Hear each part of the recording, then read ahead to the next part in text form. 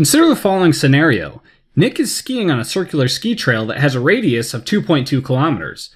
Nick starts at the 3 o'clock position and travels counterclockwise.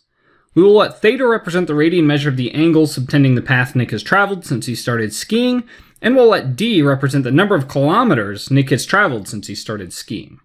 So let's draw a diagram of this to make sense of it. We've got our circular ski trail, something like that.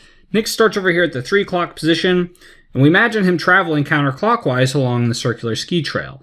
And since we're drawing a picture, we need to freeze this. So we'll draw kind of a static image of this, but in our minds, we're thinking about Nick traveling around that circular ski trail.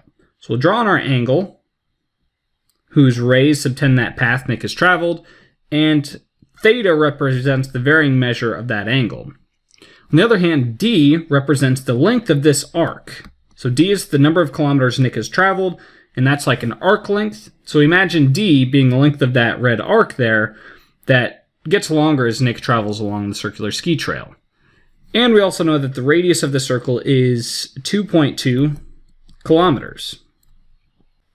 So we know a little bit about the situation. For example, we can think about this distance, Nick's distance to the right of the center of the ski trail. We can actually express that in terms of theta. So that distance to the right of the center of the ski trail is actually cosine of theta radius lengths, because that angle has swept out theta radians from the 3 o'clock position. And since the radius of the circle is 2.2 kilometers long, that horizontal distance will be 2.2 times cosine of theta kilometers. So we can express that horizontal distance in terms of theta, like we just did, but we might be interested in expressing that distance in terms of d, the distance that Nick has traveled, instead of the angle swept out. Recall that radian angle measure. If we look at the radian angle measure of this angle, which is represented by theta, the radian angle measure is really the measure of the subtended arc in units of the radius of the circle. So theta is the measure of the subtended arc length, which is d kilometers long, in units of the radius of the circle, which is 2.2 kilometers long. And therefore, theta is equal to d divided by 2.2. So this is a pretty strong statement, and it's very useful for us.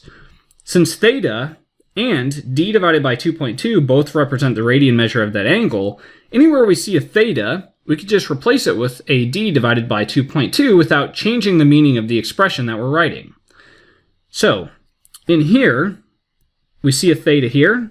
We could actually just replace that with a d divided by 2.2, because d divided by 2.2 represents the same thing as theta. And similarly, we could replace that theta with a d divided by 2.2. Now, both of these expressions up here, they're representing the same thing as they did before, but now instead of being in terms of theta, they're in terms of d. So if we can express theta in terms of some other variable, then we can replace thetas with that other expression without changing the meaning of that expression that we're writing. We're just expressing it in terms of that other variable.